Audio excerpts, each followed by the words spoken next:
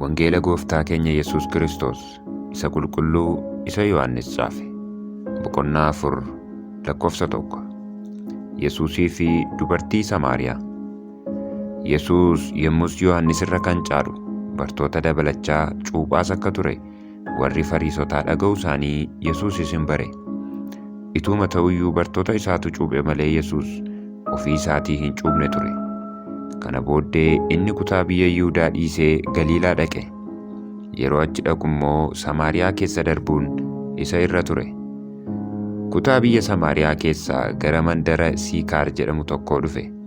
Mandarichi lafa isa Yaaqoob ilma isaa Yoosefiif kennetti dhiyoodha. Bishaan boollaa Yaaqoob achi ture. Yesuus karaa deemaa oolee waan dadhabeef boolla bishaanii sana bukkee taa'e.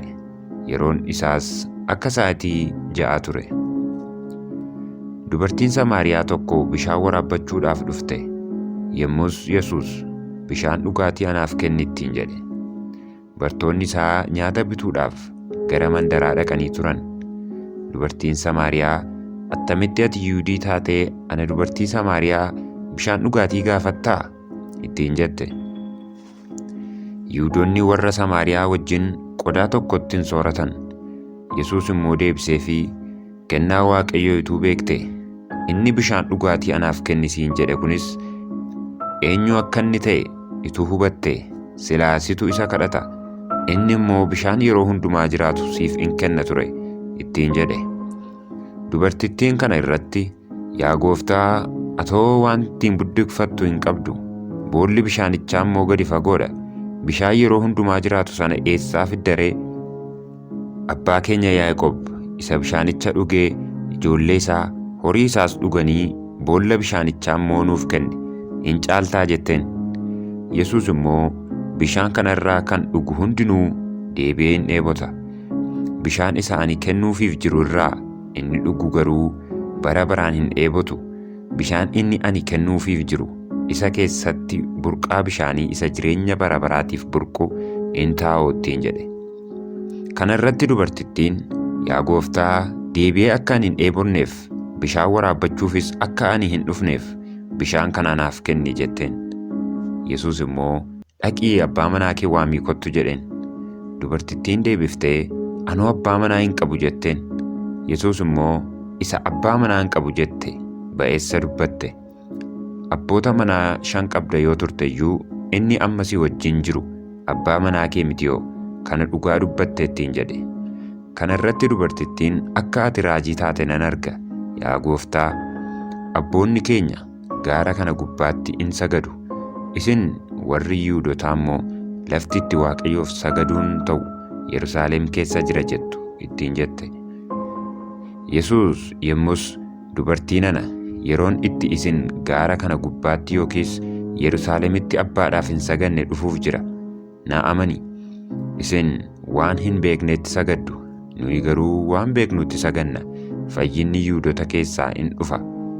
Yeroon itti warri dhuguma sagadan hafuuraa fi dhugaadhaan abbaadhaaf sagadan garuu in dhufa. Innis ammuma iyyuu ga'eera. Abbaanis warra akkasitti isaaf sagadan in barbaada. Waaqayyo hafuura. Warri isaaf sagadanis hafuuraa fi dhugaadhaan isaaf sagaduun in taa'aaf" ittiin jedhe. Dubartittiin immoo deebiftee, "Masiihiin inni Kiristoos jedhamu akka dhufu anuu beeka. Inni gaafa dhufe waan hundumaa nutti hin hima" jette. Yesuus yommus, "Inni amma si wajjin dubbachaa jiru kunoo ani isa" ittiin jedhe. Yeroo kanatti bartoonni isaa deebi'anii dhufan. Dubartii wajjin dubbachuu isaatiifis in dinqifatan. Garuu isaan keessaa tokko illee maal akka isheen barbaaddu yookiis maaliif akka inni isheedhaan wajjin dubbatu hin gaafanne. Dubartittiin yommus okkotee ishee achumatti dhiiftee gara mandaraa dhaqxee namootattis dubbatte. "Kottaa, namicha waan ani kanaan dura hojjedhe hundumaa anatti hime tokko ilaalaa. Kun Kiristoosii laata?" jette. Namoonni yeroo sanatti mandaricha keessaa ba'anii gara isaa dhufuutti ka'an. Kana gidduutti bartoonni isaa, "Yaa barsiisaa, waa nyaadhu" jedhanii isa in kadhatu turan. Inni garuu deebisee, "Ani nyaata isin hin beekne kanaan nyaadhu qaba" isaaniin jedhe. Yommus bartoonni isaa, "Namni nyaata fideef jiraaree?" waliin jedhan.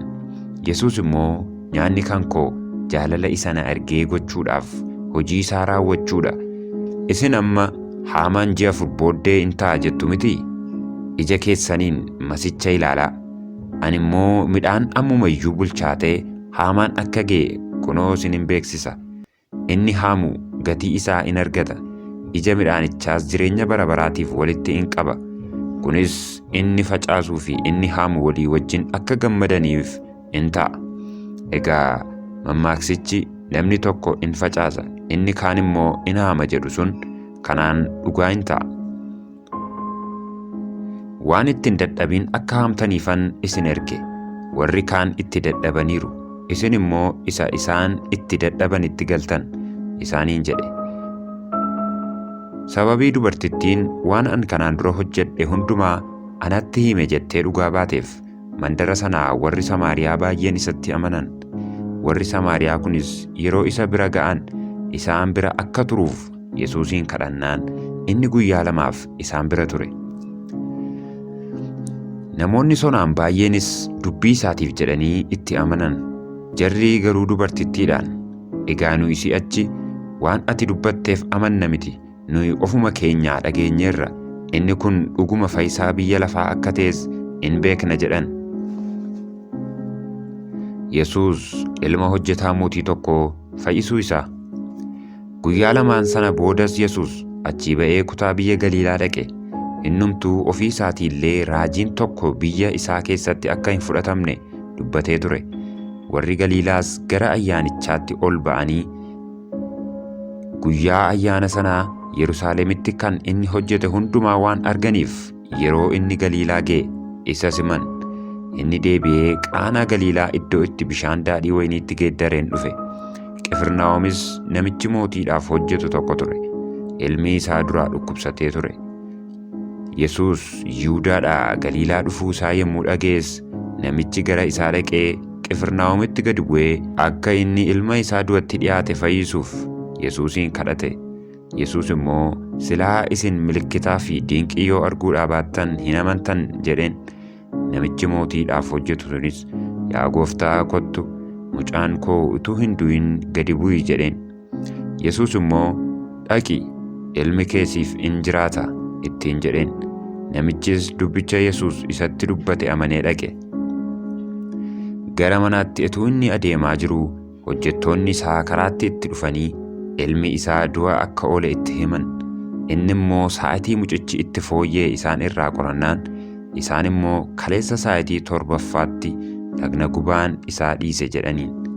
Yommus abbaan mucichaa yeroo itti Yesuus ilmi kee siif in jiraata ittiin jedhetti ta'uu isaa hubate. Kana irratti inni namoonni isaa hundinuus in amanan. Yesuus Yihuudaadhaa gara Galiilaatti erga deebi'ee kanaaf milikkita 2ffaa gochuu isaati.